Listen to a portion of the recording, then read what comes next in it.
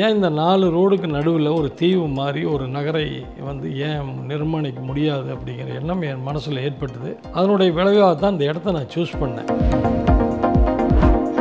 Promoter அப்படிங்கிற முறையில் அவங்க கண்ணுக்கு எது படாது அப்படின்னா, முள்ளுக்காடு படாது, ரோடுனுடைய பள்ளம் மேடுகள் படாது, எவ்வளோ தூரம் பக்கம் அப்படிங்கிறது தான் மனசில் எந்த மாதிரி பிளான் பண்ணால் சக்ஸஸ் ஆகணும்னு நினைப்பு தான் படும். எங்கள் மாதிரி ஒரு சில பீப்புள் என்ன மனசில் வச்சுக்கிறாங்க, லாபம் ப்ளஸ் மக்களுடைய நல்வாழ்வு ப்ளஸ் ரெகக்னைசேஷன், நம்மளால் இந்த சமுதாயத்துக்கு என்ன கொடுக்க முடிஞ்சது, இதெல்லாம் சேர்ந்து தான் நம்ம ஒரு சொத்தாக நாங்கள் நினைக்கிறோம்.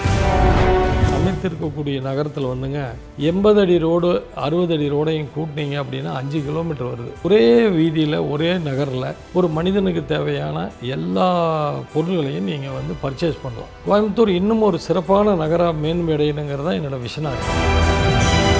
பொதுவாகவே லேண்ட் ப்ரொமோட்டர்ஸ் புக் பண்ணுற அவங்களுடைய கஸ்டமர்ஸ்க்கு சில ஆஃபர்ஸ் வழங்குவோம். அந்த மாதிரி ஏதாவது ஆஃபர்ஸ் இருக்கா மக்களுக்காக? ஆஃபருங்கிறதுல எனக்கு எப்போவுமே நம்பிக்கை இல்லை. உண்மையான விலை சொல்லி உண்மையான காரணத்தை சொல்லி விற்றா போதும். ஆஃபருங்கிறது என்ன, உங்கள்கிட்ட 1 லட்ச ரூபாய் அதிகமாக வாங்கிட்டு 50,000 ரூபா அவங்களுக்கு கொடுத்துட்டு 50,000 ரூபா வச்சுக்கிறதுக்கு பேர் தான் என்ன பொறுத்தளவு ஆஃபர்.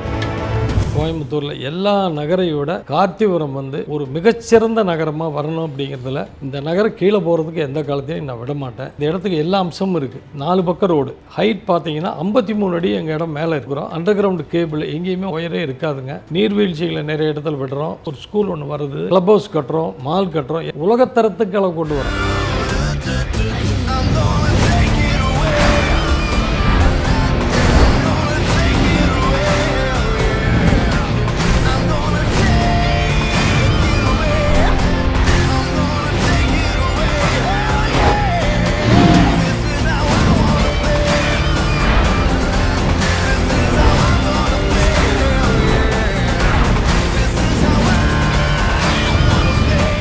பிகை நூட்ஸ் நேயர்களுக்கு வணக்கம். நான் தினேஷ். இன்றைக்கி நம்மளுடைய நேர்காணலில் உண்ணாமலை ப்ரொமோட்டர்ஸுடைய ஓனர் திரு பி. கார்த்திகேயன் சார் நம்மளோட இணைஞ்சிருக்காரு. வணக்கம் சார்.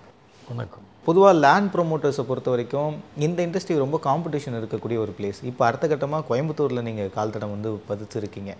எப்படி இந்த இடத்த சூஸ் பண்ணீங்க? கோவில்பட்டியை விட்டுட்டு அடுத்த கட்டமாக நம்ம கோயம்புத்தூர்லேயே நம்மளுடைய பிராண்டை கொண்டு வரலான்னு எப்படி ஸ்டார்ட் ஆச்சு? கடந்த ஒரு 30-40 வருஷத்துக்கு முந்தி ஒரு 120லேருந்து 220 நில ஓனர்களை ஒருங்கிணைச்சு ஒரு 850 ஏக்கரை கோவில்பட்டி, தூத்துக்குடி மாவட்டம், திருநெல்வேலி ரோடில் அமைஞ்சிருக்கக்கூடிய அந்த ஊரை சூஸ் பண்ணதுக்கு ஒரு காரணம் என்னன்னு கேட்டிங்கன்னா, ஏன் இந்த நகர் 2 லட்சம் பேர் பாப்புலேஷனில் இருக்கக்கூடிய ஒரு நகர் இன்னும் கொஞ்சம் நல்லா ஒரு மேம்படுத்தினோம்னா ஒரு மிகப்பெரிய நகரமாக தென் மாவட்டத்தில் அமையும் அப்படிங்கிறத மனசில் வச்சு நான் அந்த இடத்த சூஸ் பண்ணேன். 25 வருஷம் அங்கேயே அந்த 850 ஏக்கருக்குள்ளேயே தங்கி நான் அந்த நகரை வடிவமைச்சேன்.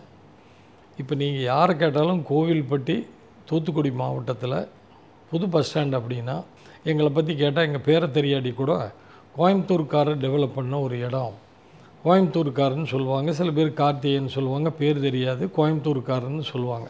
என்ன இதில் எனக்கு ஒரு ஆத்ம திருப்தி அந்த இடம் கொடுத்ததுன்னா, ஒரு சிட்டியை நாம் ப்ரொமோட் பண்ணோங்கிற ஒரு அந்த காலத்தில் அப்படி இருக்கக்கூடிய காலகட்டத்தில் எனக்கு ஒரு நினைப்பு மனசில் என்ன இருந்ததுன்னா, இந்த மாதிரி ஒரு வாய்ப்பு நம்மளுக்கு கோயம்புத்தூரில் கிடச்சிருந்தால் நம்ம இன்னும் நல்லா பண்ணியிருக்கலாமே. ஏன்னா அனைத்து தரப்பு மக்கள் இருக்கிறாங்க. எக்கனாமிக்கலி ஹை லெவலில் இருக்கிறவங்கள டெவலப் பண்ணுறது ஈஸி. இது கொஞ்சம் பேக்வேர்டு, எக்கனாமிக்கலி கொஞ்சம் கீழே இருக்கிற ஊரில் நம்ம கஷ்டப்பட்டதை ஒரு 2 வருஷம் 4 வருஷத்துலேயே நம்ம அங்கே சாதிச்சிருக்கலாம். பட் இருந்தாலும் இது செய்யலாம் அப்படின்னு ஒரு மனசுக்கு பட்டதுனால 1 வருஷம் 2 வருஷம் 4 வருஷம் தள்ளி அதனுடைய அனுபவத்தின் பேரில் தான் நான் அங்கே இருக்கும்போது நினச்சேன், கோயம்புத்தூர் ஒன்று பண்ண முடியாதா அப்படிங்கிற போது எனக்கு ஒரு வாய்ப்பு நீலாம்பூரில் கிடச்சிது. இடத்த சுற்றி பார்த்தேன். சுற்றி பார்க்கும்போதே 4 பக்கம் ரோடு, ஒரு பக்கம் ஸ்டேட் ஹைவே ரோடு, இன்னொன்று அவனாசி ரோட்லேருந்து அப்ரோச் ரோடு, இன்னொன்று அரசூர் இணைக்கக்கூடிய ரோடுன்னு 4 ரோடு எனக்கு பார்த்த உடனே என் மனசுக்கு என்ன பட்டதுன்னா, ஏன் இந்த 4 ரோடுக்கு நடுவில் ஒரு தீவு மாதிரி ஒரு நகரை ஏன் நிர்மாணிக்க முடியாது அப்படிங்கிற எண்ணம் என் மனசில் ஏற்பட்டது. அதனுடைய விளைவாக தான் இந்த இடத்த நான் சூஸ் பண்ணேன். அப்போது ஒரு ப்ரொமோட்டர் அப்படிங்கிற முறையில் அவங்க கண்ணுக்கு எது படாது அப்படின்னா, முள்ளுக்காடு படாது, ரோடுனுடைய பள்ளம் மேடுகள் படாது, எவ்வளோ தூரம் பக்கம் அப்படிங்கிறது தான் மனசில் எந்த மாதிரி பிளான் பண்ணால் சக்ஸஸ் ஆகணும்னு நினைப்பு தான் படும். பட் பாமர மக்கள் சாதாரணமாக திங்க் பண்ணுறவங்களுக்கு என்ன தோணும்னா, இந்த முள்ளுக்காடு இல்லாமல் இருந்திருந்தால் எப்படி இருக்கும், ரோடு குறுகலாக இருந்திருந்தால் நல்லா இருந்திருந்தால் எப்படி இருக்கும், இந்த இடம் சரியில்லை அதனால் வேண்டாம் அப்படின்னு போயிடுவாங்க. அதை மனசில் வச்சு நான் என்ன பண்ணேன்னா, வாங்கி ஏன் ரோடை நம்ம அகலப்படுத்தக்கூடாது, அந்த வந்து மேடு பள்ளத்தை சரி பண்ணக்கூடாது, ஏன் எல்லா சௌகரியத்தையும் கொடுத்தா அது வந்து ஒரு நல்ல நகரமாக மாறாது அப்படிங்கிறது தான் என்னோடய மனசில் தோணுச்சு. அதனுடைய அடிப்படையில் ஒரு 120 பேர்கிட்ட 200 ஏக்கர் லேண்டை கவர் பண்ணி அதற்காக ஒரு 3.5 காலம் ரொம்ப சிரமப்பட்டு எல்லாத்தையும் வந்து ஒரு ஹியூமனிட்டிக் அப்ரோச்சுன்னு சொல்லுவாங்க, மனித நேயத்தோடு அணுகி தான் அந்த இடத்த வந்து நான் வாங்கினேன். சிட்டியில் இருக்கோம், நிறைய பேர் வந்து கோயம்புத்தூருக்கு சில பேர் மூவ் ஆகி வராங்க. இப்படி இருக்கக்கூடிய இடத்துல லேண்டுடைய வேல்யூவுமே அதிகமாக இருக்குது. ஸோ இப்படி காம்படிஷன் அதிகமாக இருக்கிற பிளேஸில் நீங்கள் இங்கே கொண்டு வந்து டவுன்ஷிப்பே பில்ட் பண்ணுறது இன்னும் பெரிய சேலஞ்சு. எப்படி இந்த சேலஞ்சை சமாளிக்க ஆரம்பிச்சிங்க? அதான் எனக்கு அனுபவம் வந்து ஒன்று கோயில்பட்டி, ரெண்டாவது வந்து பார்த்திங்கன்னா வியாபாரம் அப்படிங்கிறது லாபம் அப்படிங்கிறது தான் அடுத்தது ஈக்குவலாக வரும். பட் அந்த லாபம் அப்படிங்கிறதோட எங்கள் மாதிரி ஒரு சில பீப்புள் என்ன மனசில் வச்சுக்கிறாங்க, லாபம் ப்ளஸ் மக்களுடைய நல்வாழ்வு ப்ளஸ் ரெகக்னைஷன், நம்மளால் இந்த சமுதாயத்துக்கு என்ன கொடுக்க முடிஞ்சது, இதெல்லாம் சேர்ந்து தான் நம்ம வந்து ஒரு சொத்தாக நாங்கள் நினைக்கிறோம்.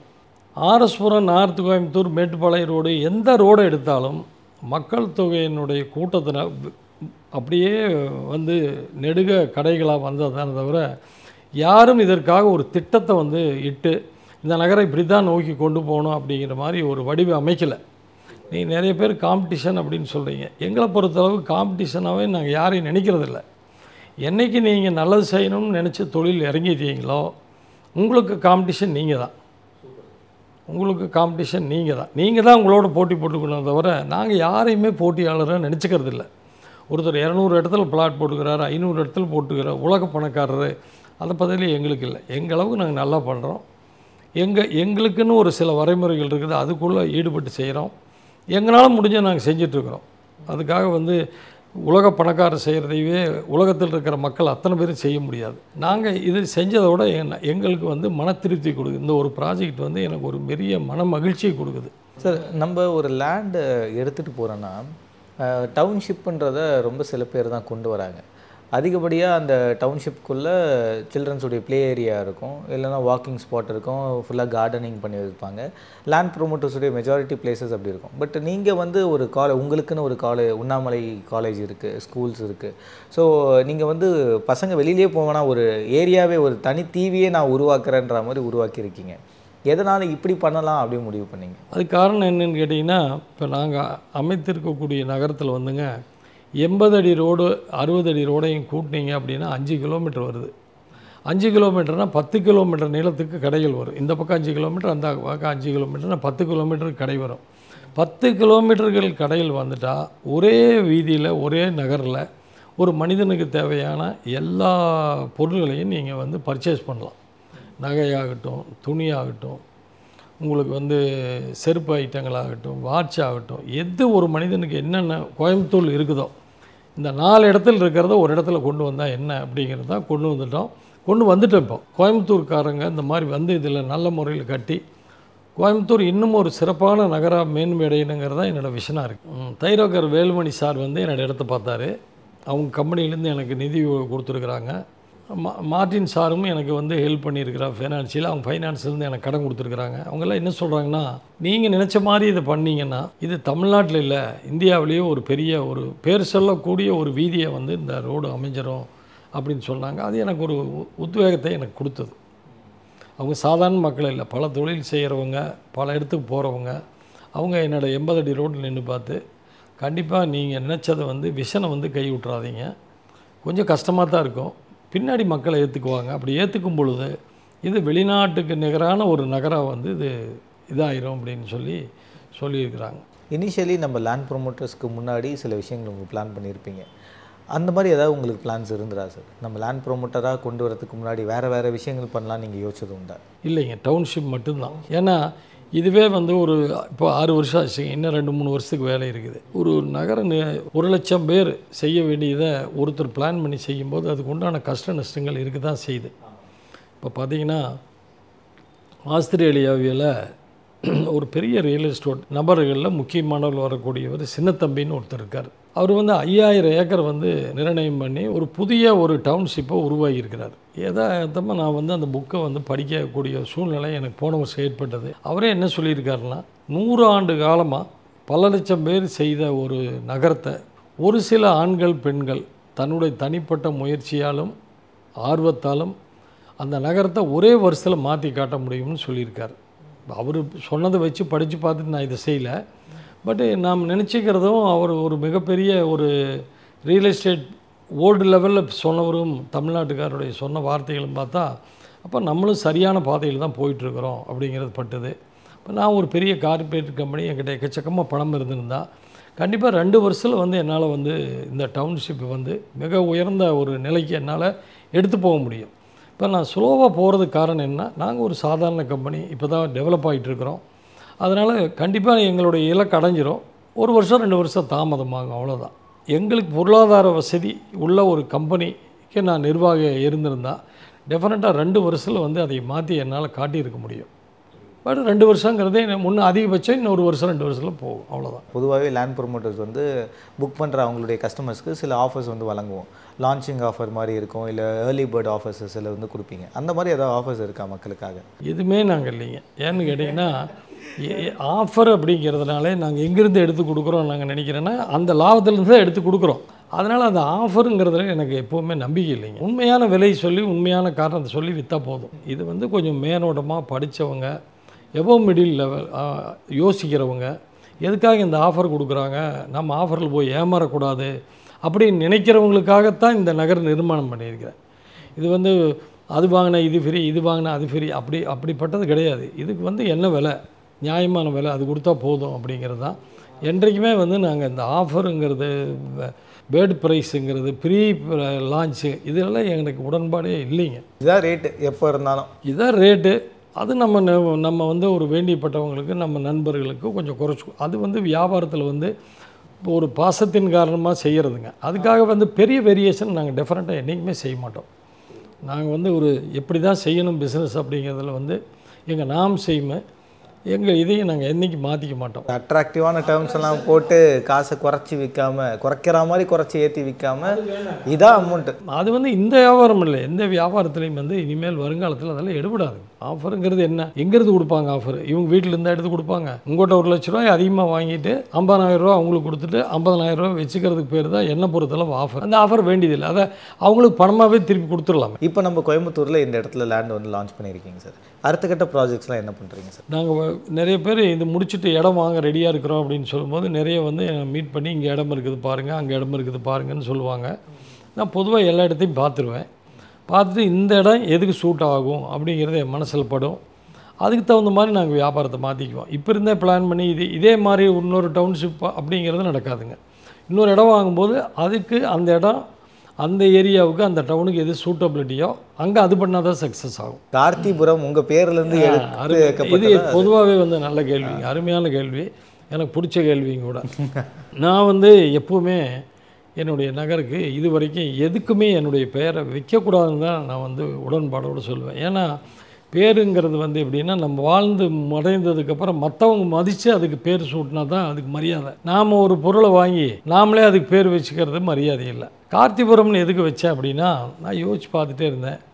யோசிச்சு பார்க்கும்போது எந்த பேர் வச்சா வந்து இந்த நகர் சிறப்பாக வரும், எப்படி மக்களுக்கு இதை புரிய வைக்கிறது பேரில் அப்படின்னு பார்க்கும்போது எனக்கு காந்திபுரத்து மாதிரி கார்த்திபுரத்தை ஒரு இடத்த கொண்டு வரோம் அப்படிங்கிற போது எது சரியாக வரும் அப்படின்னா அது ஒரு தாமரை நகர்னால ஒரு ரோஜா நகர்னால கொஞ்சம் சொல்கிறதுக்கு லேட் ஆகுங்கிறதுனால காந்திபுரம் கார்த்திபுரம் அந்த ரைமிங் சரியாக இருக்கிறதுனால தான் வச்சேன். இப்போ நான் ஃப்ரெண்ட்ஸுக்கிட்ட கேட்குறாங்க என்ன விலைங்க கார்த்திபுரத்துலேன்னு கேட்குறாங்க. காந்திபுரத்தில் என்ன விலையோ கிட்ட அது வேண்டாங்க, பாதி விலை எனக்கு கொடுங்க அப்படின்னு சொல்கிறோம். அப்போவே அவங்களுக்கு புரியுது, என்னடா அது காந்திபுரத்தில் இவ்வளோ விலை இருக்குது. ஆமாங்க, காந்திபுரம் மாட்ட ஆக போகுது கார்த்திபுரம், அதனால் காந்திபுரத்தினுடைய விலையில் இப்போதைக்கு கொடுத்தீங்கன்னா பாதி விலை கொடுத்தா போதும் அப்படின்னு சொல்கிறோம். அது எங்கள் வியாபாரத்தில் எங்கள் மார்க்கெட்டிங்கு வந்து எங்களுக்கு ரொம்ப ஹெல்ப்பாக இருக்குது. என்னுடைய விஷன் வந்து எல்லா நகரில் கோயம்புத்தூரில் எஸ்பெஷலி கோயம்புத்தூரில் எல்லா நகரையோட கார்த்திபுரம் வந்து ஒரு மிகச்சிறந்த நகரமாக வரணும் அப்படிங்கிறதுல எனக்கு வர அனைத்து முயற்சிகளையும் நான் எடுத்துக்குவேன். இந்த நகரம் கீழே போகிறதுக்கு எந்த காலத்தையும் நான் விட மாட்டேன். காரணம், என்னுடைய வீட்டுக்கு கொடுக்குற மரியாதையை விட இந்த நகருக்கு நான் அதிக மரியாதை கொடுக்குறேன். நான் புதுசாக வீடு கட்டிகிட்டு இருக்கிறேன், அதை கூட மாதத்துக்கு ஒரு தடவை தான் போய் பார்க்குறேன். ஆனால் இது தினம் வந்து பார்க்குறேன். அதுலேருந்து உங்களுக்கு புரியும் நினைக்கிறேன் நான் எந்த அளவுக்கு இந்த இடத்த நேசிக்கிறேன்னு. இன்னொன்று பார்த்தீங்கன்னா, இந்த இடத்துக்கு எல்லா அம்சமும் இருக்குது. 4 பக்கம் ரோடு, 4 பக்கம் ரோட்டில் குடியிருக்கிறவங்கனால ராஜயோகம் அரசன் தான் வந்து 4 பக்கம் ரோட்டுக்கு நடுவில் குடியிருக்க முடியும். அவனாசி NH ரோடுக்கு மேலே ஹைட் பார்த்தீங்கன்னா 53 அடி எங்கள் இடம் மேலே இருக்குது. அதான் டாப் பாயிண்ட், டாப் ஸ்லிப் மாற ஊட்டியில். இப்போ கோயம்புத்தூரில் வந்து அவனாசி டு நம்ம உள்ள ரோடு வருது இல்லைங்களா, அவனாசி ரோடு. அந்த அவனாசி ரோட்லேருந்து எங்கள் இடம் வந்து 53 அடி நிலமட்டத்துலேருந்து மேலே இருக்குது. அப்போ இதில் என்ன அட்வான்டேஜ்னு கேட்பீங்க. கேட்டால் காற்று என்றைக்கு எவ்வளோ கட்டடங்கள் வந்து நாளைக்கு 50 வருஷம் கழித்து எல்லாமே நகராக மாறினா கூட அந்த இடத்துல காற்று வந்து நல்லா வரும். 53 அடி மேலே இருக்குது. இதெல்லாம் பார்த்து நான் வாங்கலை, இயல்பாக அந்த இடத்துக்கு இது அமைஞ்சிருக்கு. இந்த மாதிரி வேறு என்னென்ன சிறப்புகள்லாம் இருக்குது சார்? இதில் வந்துங்க ரியல் எஸ்டேட்டில் இதுவரை செய்யாத சிறப்புகளை எல்லாத்தையும் கொண்டு வரணும். வெளிநாடுங்கிறாங்க, வெளிநாடு மாதிரி ஏன் நம்ம கொண்டு வர முடியாது அப்படிங்கிறத நான் நினச்சேன். அண்டர் கிரவுண்டு கேபிளுங்க. கோயம்புத்தூரில் முதல்ல பவானி ஆற்று தண்ணி ஒரு நகரத்துக்கு வர்றது இதுதான், கார்த்திபுரத்துக்கு மட்டும்தான் சப்ளை இருக்குது. ரெண்டாவது வந்து பஞ்சாயத்து போர்வெல் போட்டு அதிலேருந்து தண்ணி எடுக்கிற மாதிரி பிளான் பண்ணியிருக்கிறோம். இன்னொன்று வந்து அத்திக்கடவு தண்ணி காமனாக எல்லாத்துக்கும் வருது, அதுக்கு ஒரு டேங்க் கட்டியிருக்கு. அப்போது ஒரு வீட்டுக்கு 3 பைப் கனெக்ஷனை கொடுக்குறோம். அண்டர் கிரவுண்டு கேபிள் எங்கேயுமே ஒயரே இருக்காதுங்க, அந்த மாதிரி கேபிள் போட்டு ஸ்டாண்டர்டாக பண்ணியிருக்கிறோம். சாக்கடை வசதிக்கு என்ன பண்ணியிருக்கிறோம்னா, ட்ரஞ்சு கார்பரேஷனில் போடுற மாதிரி இப்போ போட்டு அது ரீசைக்கிளிங் பண்ணி தண்ணி சுத்திகரிக்கப்பட்டு திரும்ப செடிகளுக்கு வர மாதிரி ஏற்பாடையும் பண்ணியிருக்கோம். ஸ்ட்ரீட் லைட் பார்த்தீங்கன்னா பெங்களூர் ஏர்போர்ட்டில் என்ன மாதிரி ஸ்டைலாக இருக்குதோ அந்த மாதிரி லைட் தான் போட்டிருக்கோம். ஆர்ச் பார்த்தீங்கன்னா நீங்கள் வந்து இது வரைக்கும் சவுத் இந்தியாவிலேயே இந்த மாதிரி ஒரு ஆர்ச் 225 அடி நீளத்துக்கு ஒரு முகப்பு வந்து யாரும் அமைக்கலை. பார்க்குக்கு 10 கோடி ரூபா செலவு பண்ணுறோம். நீர்வீழ்ச்சிகளை நிறைய இடத்துல விடுறோம். ஸ்கூல் ஒன்று வருது, க்ளப் ஹவுஸ் கட்டுறோம், மால் கட்டுறோம், எல்லாமே கொண்டு வரோம். எல்லாமே உலகத்தரத்துக்கு அளவு கொண்டு வரோம். நம்ம அந்த மாதிரி தான் திங்க் பண்ணியிருக்கேன். அந்த மாதிரி வரும். நிச்சயமாக இது ஒரு சிறந்த நகரமாக வருங்கிறதுல எனக்கு எந்த விதமான ஒரு ஐயப்பாடும் இல்லை. சார், பொதுவாக ஒரு லேண்டு வாங்குகிறோன்னா அந்த லேண்டுடைய ப்ரைஸை வந்து இப்போ வாங்கும்போது ஒரு ஸ்கொயர் ஃபீட் 5000 ரூபாய்க்கு வாங்குறாங்கன்னா ஒரு 10 வருஷம் கழித்து அது அட்லீஸ்ட் ஒரு 8000 ரூபாவாவது ஏறணும், இல்லை 10000 ரூபாவாவது ஏறணும், டபுள் ஆகணும்னு ஆசைப்படுவாங்க. ஸோ இப்போ வாங்கக்கூடிய இந்த கார்த்திபுரம் எப்படி அப்ரிஷியேட் ஆகும்னு நினைக்கிறீங்க? இதுவும் நல்ல கேள்வி தான். இது ரொம்ப நாளாக எனக்கு ஒரு சந்தேகம் இருக்குது. எதுக்காக லேண்டு மட்டும் அப்ரிசியேஷன் ஆகணும்னு நினைக்கிறாங்க? லேண்டு அப்ரிசியேஷன் ஆகிறது கூட ஓகேங்க, வீட்டு மனை வந்து அப்ரிசியேஷன் ஆகிறதுல என்ன பிரயோஜனம்னு எனக்கு புரியல. வீடுங்கிறது வந்து ஒரு நல்ல இடத்துல, அமைதியான இடத்துல அமைஞ்சிருக்கணும். வீட்டை நம்ம விற்க போகிறதில்ல, நம்ம என்ஜாய் பண்ணுறோம். ஒரு மனிதனுடைய வாழ்நாளில் 75% நேரத்தை நம்ம வந்து வீட்டில் தான் கழிக்கிறோம். அந்த வீடு எப்படி இருக்கணும்? நம்மளுக்கு மன மகிழ்ச்சியை கொடுக்கணும், நல்ல சந்தோஷத்தை கொடுக்கணும். வெளியில் வரும்போதே வந்து வெளியில் போகும்போது எதுக்காக நாங்கள் நீர்வீழ்ச்சியெல்லாம் போட்டு இந்த மாதிரி ஹார்ஸு சைனாலேருந்து பொம்மை இம்போர்ட் பண்ணி அட்மாஸ்பியர் ஏற்படுத்திக்கிறேன்னா, வெளியில் போகும்போது ஒரு டென்ஷன் ஃப்ரீயாக சந்தோஷமாக ஆஃபீஸ் போனால் தான் நம்மளுக்கு அங்கே இருக்கிறத வந்து நல்ல முறையில் இயங்குங்கிறது மனசில் வச்சு தான். அதே மாதிரி ஸ்ட்ரெஸ்ஸோடு உள்ளே வரும்போது எல்லா சிலைகள் லைட் இதெல்லாம் பார்க்கும்போது நம்ம மனசு மறுபடியும் வந்து காம் ஆயிடுது. இதுதான் வந்து கான்செப்டுங்க. வீடு வந்து அப்ரிசியேஷன் ஆகிறதுங்கிறது ரெண்டாவதுங்க. அந்த வீடு வந்து இப்போ நான் உங்களை கேட்குறேன், 20 இடத்துல நீங்கள் சைட் வச்சுருக்கிறீங்க, 50 சைட் வச்சுருக்கிறீங்க தமிழ்நாடு பூரா. நீங்கள் எங்கே வீடு கட்டுவீங்க? நம்மளுக்கு எது கம்ஃபர்டபுளாக இருக்கும், எது சந்தோஷமாக இருக்குது, எது நல்லா இருக்குது, எங்கே இருந்தால் நம்ம ஆரோக்கியமாக இருக்கலாம், எங்கே இருந்தால் இன்னொரு 50 சைட் வாங்கலாம் அப்படிங்கிற மூளை வரும். அப்படிங்கிற இடத்துல தான் நீங்கள் குடியிருப்பீங்க. அந்த இடம் தான் கார்த்திபுரம். சரிங்களா? அதுக்காக நான் அப்ரிசியேஷன் ஆகலின்னு சொல்ல, கண்டிப்பாக ஆகும். எல்லா இடம் விற்கும்போது ஏன் இந்த இடம் அப்ரிசியேஷன் ஆகாது? ஒன்று, அப்ரிசியேஷனுங்கிறது சிலதில் தான் நம்ம எதிர்பார்க்கணும். கண்டிப்பாக டெப்ரிசியேஷனில் ஆகாது. மிகப்பெரிய ஒரு வளர்ச்சி எங்கள் நகருக்கு கொடுக்கும். நாங்கள் ராங் கேரண்டி தரதில்லை. ஒரே வருஷத்தில் 2000 2 நாள் நாம் செய்கிற வேலையில் கண்டிப்பாக எங்கள் நகர் வந்து இரட்டிப்பாகும் குறைந்த ஆண்டுகள்ங்கிறத உத்தரவாதம் எங்களால் தர முடியும். இத்தனை வருஷம் சொல்கிறதெல்லாம் வந்து எங்களுக்கு வந்து இது வந்து ஒரு பொய்யான வார்த்தைகள். அதை நாங்கள் என்றைக்குமே வியாபாரத்தில் உபயோகப்படுத்த மாட்டோம். எங்கள் இடத்தினுடைய குவாலிட்டியை வச்சு வெளியிலேருந்து வர்றவங்க தான் மார்க் பண்ணணும். சரிங்களா? அந்த அளவுக்கு ஒரு தரமான இடத்த வந்து எங்களால் பண்ண முடியும். நிச்சயமாக திரும்ப சொல்கிறேன், தமிழ்நாட்டில் இதுதான் பெஸ்ட்டு நகருங்கிற அவார்டு வாங்கணுங்கிறத என்னுடைய மனசில் ஒரு பெரிய ஆசையை வச்சுருக்கிறேன். நிச்சயம் அது நிறைவேறும் என்று நம்புகிறேன். எங்களுடைய டீம் சார்பாக உங்களுக்கு வாழ்த்துக்கள். ரொம்ப நன்றி சார். தேங்க்யூ. Hello everyone. இன்னைக்கு வந்து இந்த ஈவெண்ட்டை பற்றி பேச சொன்னாங்க. ஆனால் வாய் அடிச்சு போய் நிற்கிறேன். ஏன்னா இது இவ்வளோ பிரம்மாண்டமாக இருக்கும்னு நான் எதிர்பார்க்கவே இல்லை. நாங்கள் 2 பேருமே எதிர்பார்க்கல. இந்த டோட்டல் இந்த டவுன்ஷிப் பார்த்தீங்கன்னா வந்து 190 ஏக்கர் இருக்குது. பில்ட் பண்ணுறதுக்கான அந்த ஐடியாலஜி வந்துட்டு ஆக்சுவலாக அதுதான் வந்து ரொம்ப சூப்பர்னே சொல்லலாம். ஸோ அதுலேருந்து இது பில்ட் பண்ணி இது வரது வந்து ஆக்சுவலாக எனக்கு ரொம்ப பார்க்கணும்னு ரொம்ப ஆசையாக இருக்குது. அது போக இன்னைக்கு இந்த ஈவெண்ட்டு, மியூசிக் ஷோ இது எல்லாமே வந்துட்டு செம்மையாக இருந்துச்சு. நாங்கள் செம்மையாக என்ஜாய் பண்ணோம். ஸோ ஒரு கப்பலாக வந்துட்டு இது வந்து எங்களுக்கு ஒரு அவுட்டிங் மாதிரி ஆயிடுச்சுன்னு வச்சுக்கோங்களேன் இல்லையா? So thank you so much. So thank you so much for inviting as. Thank you.